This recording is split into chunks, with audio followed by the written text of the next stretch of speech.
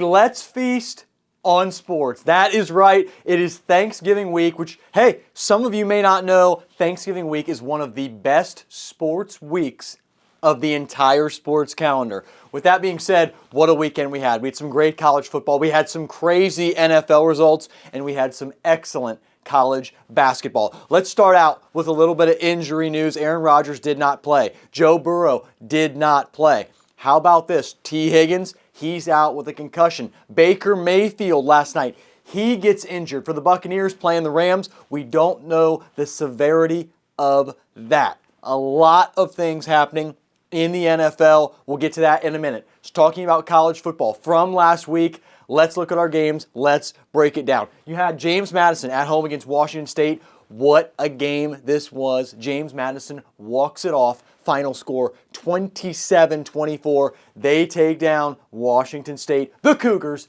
in James Madison. Now, how about Missouri State and Kennesaw State? I've always said Dex Williams and Amari Odom right now, they're one of the best dynamic little duos, 1-2 punches. Hoot hoot, Kennesaw State, they get a big-time win in Conference USA action. That was a fun one. How about our third game? Yeah, the Oregon Ducks at home in Eugene taking on Mr. Maeva and the USC Trojans. Lincoln Riley and the Trojans, they were still looking for that signature win. Could not get it. Guess what? The latest AP rankings came out. The Oregon Ducks, welcome to the top 5. Number 5 in our latest AP poll. Hello, Oregon. Congratulations, you've entered the top 5.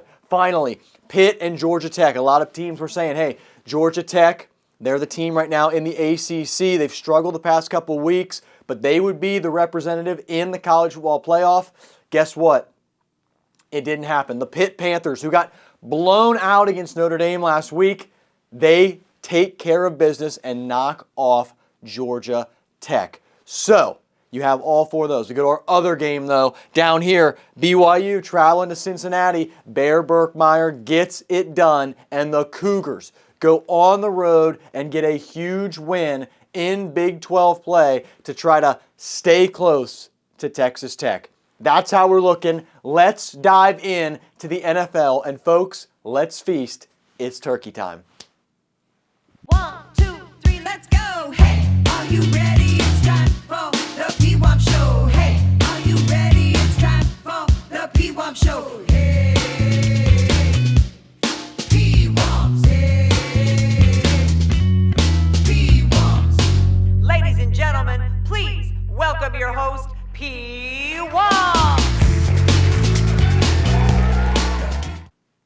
All right, everybody, let's take a look at the NFL info board for week number 12. Yeah, that's right. We are already 12 weeks in to the NFL season. It is Thanksgiving week, folks. Let's dive in. Obviously, on your left, we've got the teams that won this week, and the top row is teams that look really darn good. On your right, we've got the teams that lost, and in the top row, they lost, but they did it with style. Let's take a look. So, we start with the Houston Texans in their battle red jerseys. The Texans, they cement themselves right now as the best defense in the NFL.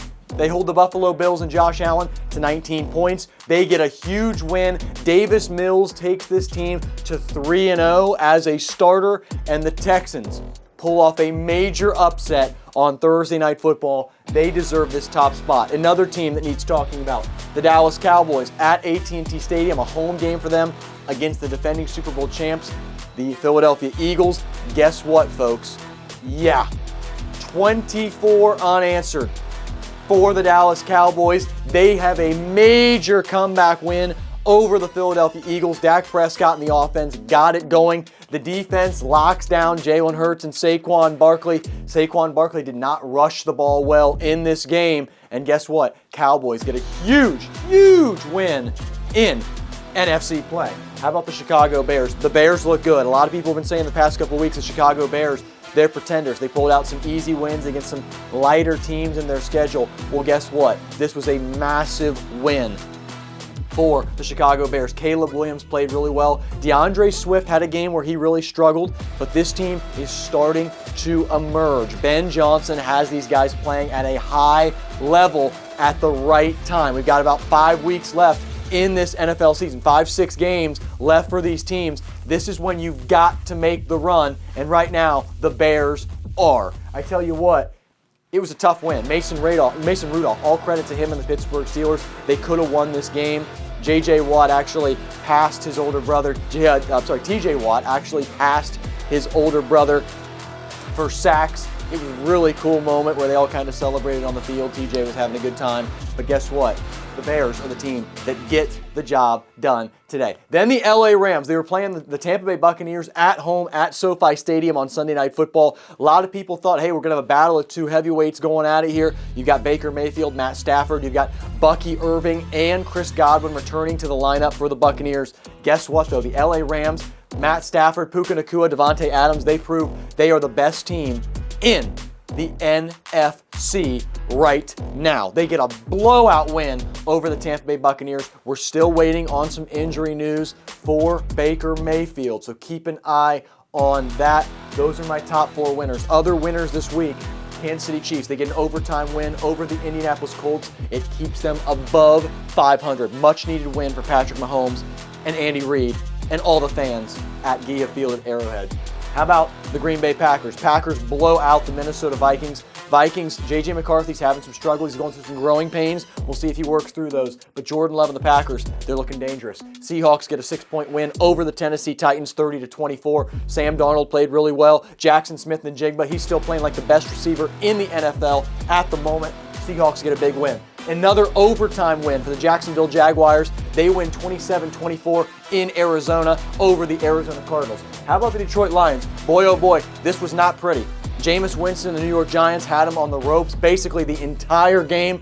They were able to fight back thanks to Mr. Jahmyr Gibbs. Jahmyr Gibbs running the ball all over the field. He starts overtime with a 69-yard TD run that sets the Lions up for success. Shout out to Jahmyr Gibbs. What a performance. Lions get the win. Baltimore Ravens, blowout fashion over the New York Jets. Props to Shedeur Sanders. He gets his first start.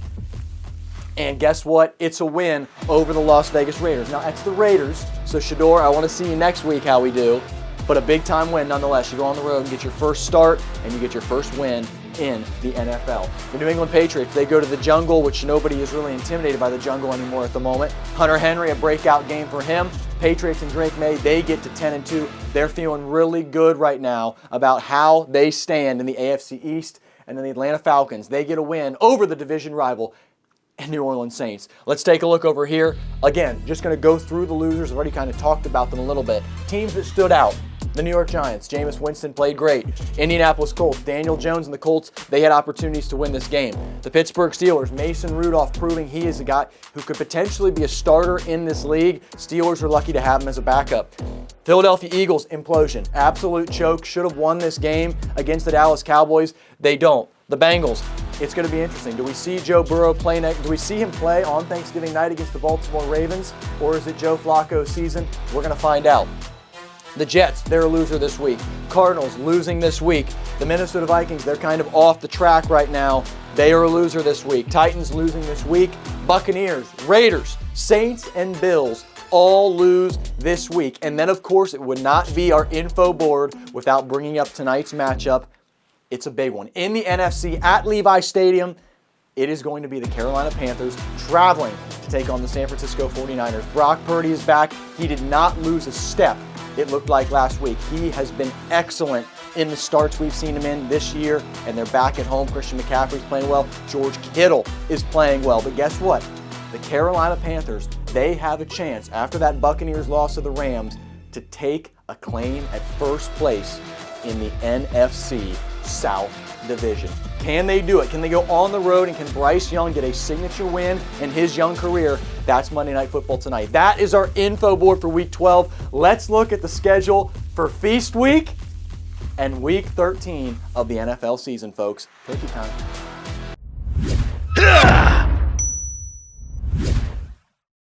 It's Thanksgiving week, Week 13 of the NFL season.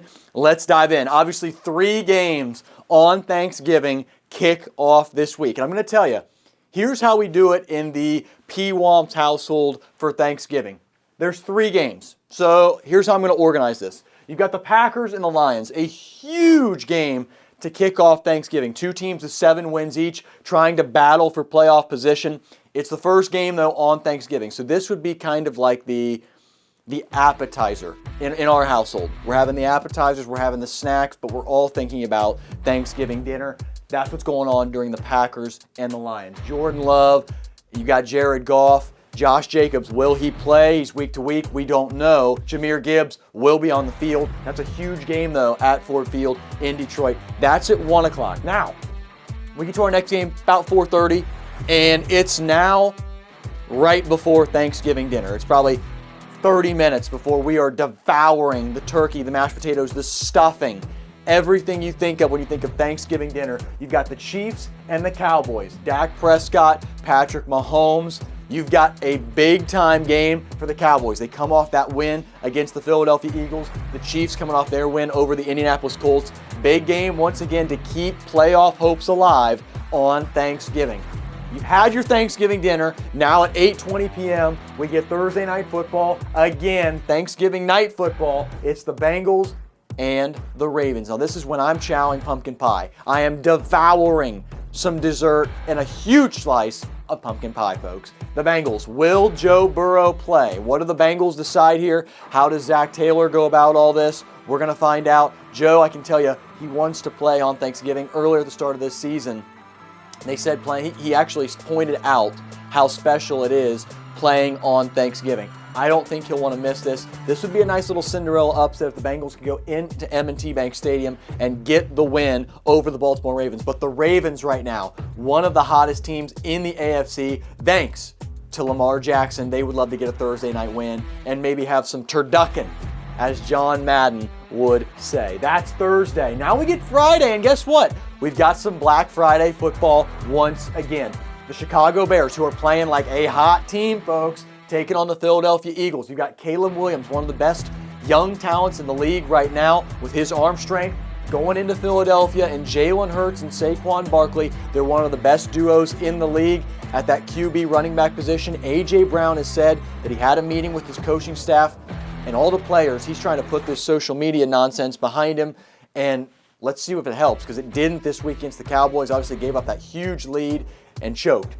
That is Friday. Now we get to Sunday at 1 o'clock. Niners, Browns. Quick storyline here. Shedeur Sanders, he got that first NFL start. It was a win over the Las Vegas Raiders. Now you've got a tall task. You've got the San Francisco 49ers coming into town. Shedeur, if you can get a win here, you're really going to impress some people. This would be a huge game, especially at the Dog Pound. The Jags and the Titans, that's at 1 o'clock on Sunday. Jags look to keep their win streak going. Titans look to just get back in the win column. It's been a while. The Texans and the Colts, huge game in the AFC South. The Texans are on the rise. Colts suffered another loss. Look out for this game at that 1 o'clock window on Sunday. Saints, Dolphins. It's a little bit of a snooze game, but it's teams looking to get wins and try to just keep the morale, get it going back in the positive direction. How about this? Then you've got the Falcons and the Jets. Still at 1 o'clock. Falcons are alive in the NFC South. Still, they're hanging by a thread. Jets, they're just looking to get back in the win column, though. You don't know if it's going to be Kirk Cousins having a good game or a bad Kirk Cousins day. He's done that a couple of times. Remember, Michael Penix, he is out for the remainder of the season for the Falcons. So this is Kirk Cousins' team the rest of the way, barring a QB change, which we don't think will happen. And then it's Tyrod Taylor. No longer Justin Fields. It is Tyrod Taylor for the Jets. So you've got the Falcons traveling to MetLife Stadium to take on the New York Jets. Then again, 1 o'clock, we've got the LA Rams. I nearly just said St. Louis. Holy crud, folks. We got a lot going on up here. I don't know why. St. Louis Rams. I'm sorry, St. Louis fans. I didn't mean to sting you with that one. Anyway, LA Rams, they're traveling to take on the Carolina Panthers. This is a nice little game. You got two teams that are vying for division title races. You got teams that are vying for playoff position. Bryce Young, Matt Stafford. This is a fun one, 1 o'clock on Sunday. Now we get to the 4 o'clock window. You got the Cardinals and the Buccaneers. Two teams. Cardinals are really struggling, and the Buccaneers, they're just hoping to have Baker Mayfield back because the NFC South is really tightening up. Big game, 4 o'clock, 4:05 to be exact. Another game, 4:05. The Vikings, who, again, they're on the struggle bus right now. Is J.J. McCarthy the guy for the Vikings? He's struggled so far this year, and it does not get easy as they're going to take on the Seattle Seahawks. Why do I feel like the Seahawks helmet is the one that's always crooked? There we go. Okay. The Seahawks, Sam Darnold's look great. Jackson Smith-Njigba looks great. Kenneth Walker, he's looking great. The Seahawks are a great team. This is a tall task for Minnesota to go up to Seattle and get the win.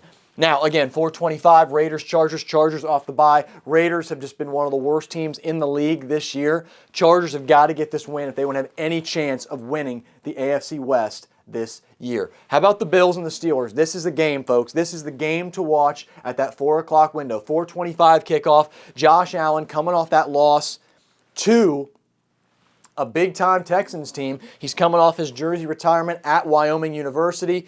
The Pittsburgh Steelers, they're coming off a loss. By my guess, I'm going to guess we're going to see that Aaron Rodgers will be back starting for the Steelers. But a fun game, 4:25 on Sunday. Then we get Sunday Night Football. You've got the Denver Broncos traveling to the Washington Commanders. It's a similar situation to the Bengals and Joe Burrow for the Commanders. Will Jaden Daniels start? Do we see them bring him out to try to give them any chance at a miracle postseason run here? It's a tall task for the Commanders, especially with the Denver Broncos in town, but we'll wait and see. That's Sunday Night Football. And then Monday night, the New York Giants, who have been really entertaining. Jameis Winston has really given us some entertainment to watch. They're traveling to Gillette Stadium to take on the New England Patriots, who are the hottest team in the AFC right now. That is Monday Night Football. That is our Week 13 schedule. And folks, that is Thanksgiving. That is Black Friday. It's a fun week for the NFL. Let's get to college football. Let's feast on Rivalry Week. Folks, I am hungry. My stomach is growling, and we've got some rivalry games for you in the world of college football. On your left, we've got my featured four. On your right, we've got my other games you've got to watch this week. And yes, it all starts on Thursday night. I know Thursday, Thanksgiving Day, is a day filled with NFL games. There's some college basketball as well, but guess what? We've got some college football for you. It's the Navy midshipmen taking on the Memphis Tigers. Blake Horvath leads the midshipmen into Memphis. This is a huge game. While not a rivalry game, Navy is trying to stay afloat for that final college football playoff spot. Now, at one point, Memphis controlled their own destiny. This was their little opportunity. Navy has a chance to get a huge win going into Memphis on Thursday night and getting the job done. Now we go to Friday. Friday at 3:30. Folks, it's time for some clean, old-fashioned hate. Between Georgia and Kirby Smart, his visor will be there, and QB Gunnar Stockton as they travel to Georgia Tech. Major rivalry game between Georgia and Georgia Tech. Georgia of the SEC, Georgia Tech of the ACC. Now, Georgia Tech had that loss to Pitt last week. They're on a downward slope right now. Not the time that you want to be going downward when you're going to be facing the Georgia Bulldogs. A little bit of downward dog. Anyway, who cares? Georgia and Georgia Tech, 3:30 on Friday. Then 7:30 on Friday. This game has had some talk to it. Arch Manning has been showing us some numbers lately that have been positive signs for the Texas Longhorns. A lot of people have been talking about this. It's going to get tight. If the Texas Longhorns can take down Texas A&M, the Aggies in Texas, this is the Lone Star Showdown we're talking about, okay? People think Texas could sneak in to the college football playoff. This is the number 3 team in the country. This would be a huge win. That is at 7:30 on Friday. My final featured 4 game, you know what it has to be, folks. It's the Ohio State Buckeyes, the number 1 team in the country. Will Carnell Tate be playing? Will Jeremiah Smith be playing? Hey, guess what? We've seen some great things from Bo Jackson Jr. He's running the ball well. Julian Sayin has been great, but they're traveling to Ann Arbor in the game. Traveling to the big house. Michigan has won the last 4 meetings they've had with Ohio State. Ryan Day, this is a major moment. He's got to change things for the Buckeyes. But Sharon Moore, Bryce Underwood. Hey, Bryce Underwood, you want to get a defining win at Michigan? This would be it. What a win this would be as a true freshman at the University of Michigan. Ohio State, Michigan, noon on Saturday. Now let's take a look at your right side of the board. Ole Miss and Mississippi State. This is the Egg Bowl, everybody. Ole Miss, Lane Kiffin, there's been a lot of things going on about is he going to leave Ole Miss at the end of the year? Is it going to distract this team? I hope not. You never know in rivalry week.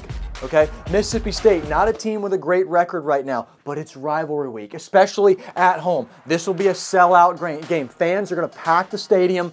Can Mississippi State pull off what would be a huge win over Ole Miss? We're going to find out. That is Friday at noon. Now, we continue down the line here. Not a rivalry game, LSU and Oklahoma, but boy, oh boy, would LSU, they are a proud program. They would love to take down John Mateer and the Oklahoma Sooners and send Boomer Sooner packing from the college football playoff race. Will it happen? That will be on Saturday. We're going to find out between LSU and Oklahoma. How about Vandy and Tennessee?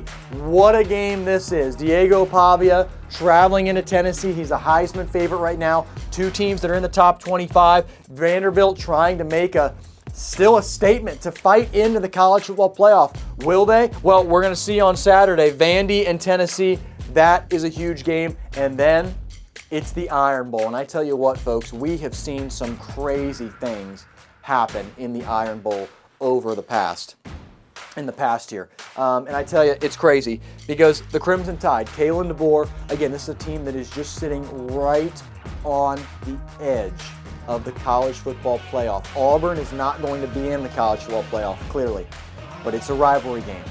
What do we see out of these teams in rivalry week? What you see different teams. You see teams that could be at the bottom of the barrel. But rivalry week means something. It is extra motivation to take those other players and take them to the dirt. Are we going to see it this week?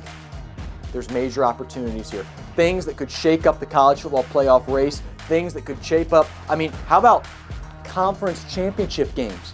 Everything could be shaken up this week. That's my featured four. That's the other four. Now let's take a look at our college football info board. It's getting good. All right, everybody, let's take a look at our college football info board, and let's just kind of do a quick rundown here. So this was the college football playoff rankings last week. The rankings come out on Tuesday night. So here's what they were before all the results came in on Saturday. We got rankings tomorrow night dropping. This is what it was the last week. I'm going to try to do a little mini breakdown for you. Let's run through it. Ohio State, they're good. Check mark. Got their win. Got a win. They're going to stay. Indiana, you're good. Still number 2.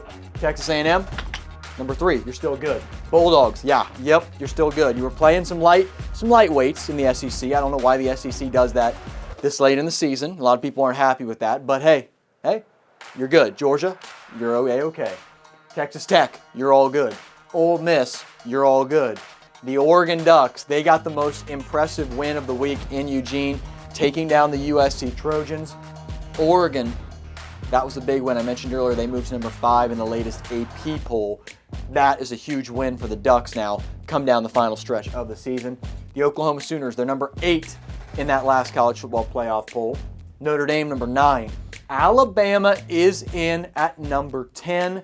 BYU in at 11. And then rounding out the top 12 was the Utah Utes. Boy, oh boy, Utah had a scare though. That was a shootout. I believe the score is 52-47. What a game, though, right there. And let's go. That's our top 12. So here's where things get interesting again in the college football playoff. Now, it's the 5 highest-ranked conference champions. They get an automatic bid. So, obviously, you've got 4 power conferences. You've got the ACC, you've got the Big Ten, you've got the SEC, and you've got the Big 12. So I'm just going to go off this and do a little small thing here. Let's say Ohio State wins the Big Ten championship. That's the Big Ten automatic bid. Let's say A&M wins the SEC. That's the SEC's automatic bid. Let's see Texas Tech wins the Big 12's automatic bid. That's 3 of them. And then here's where it gets interesting. The ACC has nobody in the top 12, but they're that next Power 4 conference. So Miami, let's take them and put them in the field. Okay? So I'm going to move them to number 11, and here's why. That's your 4th ranked conference champion. So we move Miami into the field. Now this is where the mid-major teams get their moment, because it's the 5th highest ranked conference champion. That is the mark for that 5th and final automatic bid in the college football playoff. So we've got 3 teams who are in the heart of a race right now vying for this last spot. Tulane, they held serve last week. North Texas, they held serve. And boy, oh boy, James Madison barely survived with Washington State, but they got the job done. So, what does that tell us? Well, in the last college football playoff rankings, James Madison was the highest team out of these 3. Okay? Now, you saw the show last week. You saw who I think it's going to be. I still believe that it is the Mean Green of North Texas. They have the best offense. And I believe, folks, right here, right now, that is how the 12 could look. Now, again, the committee always talks about conference championship games. How much do they impact these rankings? Well, here's a big deal. You're going to have potentially the number 1 and 2 team in the country going at it in the Big Ten championship game. If Ohio State beats Michigan, which again, it's always a question mark. It's the game. They would be the number 1 team in the country. They would hold that spot. You go on the road to Ann Arbor. That's a huge win for the Buckeyes. They'd be number 1. Indiana's number 2. They're playing at Purdue. Indiana's going to win that game. You'd have number 1 and 2. Okay, SEC. Let's say you've got Texas A&M, Georgia. I mean, you've got so many great conference championship games here that are high level, but how much does the committee weigh those conference championship games to determine this top 12? Obviously, Notre Dame doesn't have a conference championship game. So Notre Dame, they're sitting pretty right now. If you don't appear in a conference championship game and you're in those final rankings, it would take some dramatic things in the last week of the season and in championship week to bump you out. That's why right now, though, this is the 12 I see kind of sitting in here right now. Okay? This is how I think it looks. You got 12 teams: Ohio State, Indiana, A&M, Georgia, Texas Tech, Ole Miss, Oregon, Oklahoma, Notre Dame, Alabama, Miami, and North Texas. I'll say it one more time. Ohio State's the Big Ten champion. A&M's the SEC champion. Texas Tech's the Big 12 champ. And then you've got Miami being the ACC champ. And then you have that 5th conference champion who I would give to North Texas as the highest ranked conference champion. Now, again, that's why this final week is so interesting and so crucial. You've got about 2 games left here to watch, conference championship games and this week of the season. A lot to still break down with 2 weeks to go, but this is when the college football playoff race gets to be a lot of fun, folks. Teams that are battling it out, keep your eye on. Got to keep your eye on North Texas. Got to keep your eye on Tulane. Keep your eye on James Madison if you see them on your TV this week. Keep an eye on Utah. Keep an eye on Bear Berkmeyer and the BYU Cougars. Keep an eye on Miami as well, because the ACC title race, it's going to come down. Most likely, it's going to come down to that conference championship game, folks, and it's going to be a really interesting one, as right now we're heading kind of towards an interesting path of who could meet in that game. That is our college football info board. Now, let's turn to some hoops. Hello, everybody, and welcome to our college basketball info board. Here is what we have this week. Now, obviously, Thanksgiving week is a big-time week for college basketball, and I tell you why. It's all about tournaments. There are some high-level matchups, but one thing to know about tournaments, yeah, there's a lot of great games on this board right now, but that's not the half of it. Teams are waiting to see when they win a game who they're going to play in the next round. If they lose a game, who are they going to play in the next round? That is what is fun about this tournament week that comes around Thanksgiving, and that is where we are now. Let's take a look. Monday, we start with Tennessee. They're playing Rutgers. This is a good little game. It's Tennessee's in the top 25. They got a high Power 5 matchup here against Rutgers. That starts things out on Monday. Then we have Oregon taking on Auburn, another great matchup here. Oregon, Big Ten team, Auburn, SEC team. Monday has got some action-packed games. Then we've got USC and Boise State. And I tell you what, Boise State's playing well, off to a 4-1 start. USC, they are also 4-0. They had that triple overtime survival scare with a last-second heave over the Troy Trojans. It was a big-time win for Eric Musselman's squad. Trojans looking to try to get into the top 25. Boise would love to get a nice little Power 5 win over a Big Ten opponent like the USC Trojans. Then we've got San Diego State and Michigan. Now, Michigan has had some really close games here in the past couple of weeks. Now, they're looking to get a big-time win over San Diego State, but again, high-level play. Michigan undefeated, San Diego State currently 4-1 right now. A lot of high-level play on Monday. We got tournaments all around, guys, whether it's the Maui Invitational, whether it's the Players Era, whether it is the Fort Myers Tip-Off, there are great tournaments. USC Boise, that's the Maui Invitational. Players Era, that's San Diego State, Michigan. Some great tournaments all around. Continuing, then we get to Tuesday, UCLA and Cal, another matchup in the Players Era tournament. UCLA, Mick Cronin, he's back, and his guys are looking like a solid top 25 team as they take out the Cal Golden Bears. Cal also playing off to a nice little start earlier this year. I saw them play earlier this year when they took on the Wright State Raiders. I'm kind of close with the Raiders, and the Golden Bears look good. Golden Bears look good. They're off to a 4-1 start as well. Going to be a nice little test to see if Mick Cronin's guys are ready to go. How about UNLV and Alabama? Well, we've talked about Nate Oates' squad a couple of times on this show.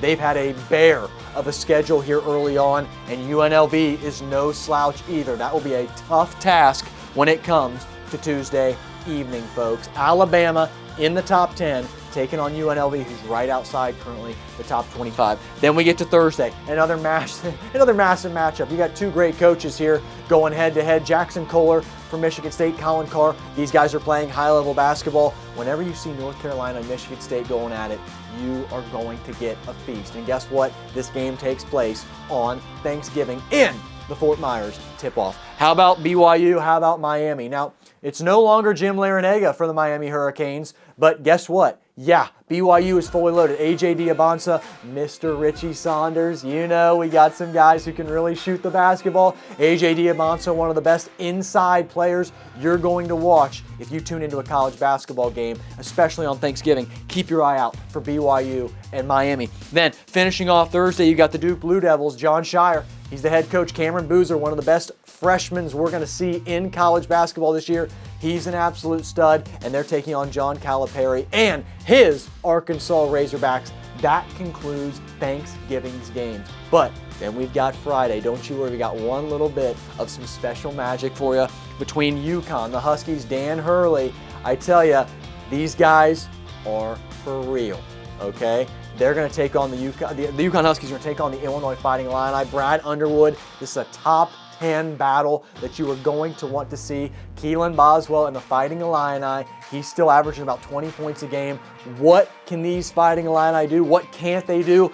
Coach Dan Hurley, he is wanting to get back in the win column, folks. Tall task. He's not a coach that likes losing. Neither is Brad Underwood. I would not want to be in the locker room if I had just lost a game with either of these coaches. It's interesting. That is our college basketball slate. If you like what you saw on the show today, folks, why don't you do me a favor? Why don't you click subscribe? Why don't you leave a like, leave a comment? Who's winning some of these college basketball games? Who's going to be taking control of the NFL? Who's going to be leading the AFC? Who's going to be leading the NFC? Who could make a push to the college football playoff? Let me know, everybody. Have a very happy Thanksgiving. I'm going to have shorts all week. Reminder, Wednesday evening, though, Stranger Things drops. Stranger Things Season 5. The first 4 episodes, they're calling it Volume 1, and we'll talk about it all on Friday. The entertainment show going to be on Friday because Thanksgiving is on Thursday. So, folks, I will see you all during the week here. Have a great Thanksgiving. Eat some great food. See you all then.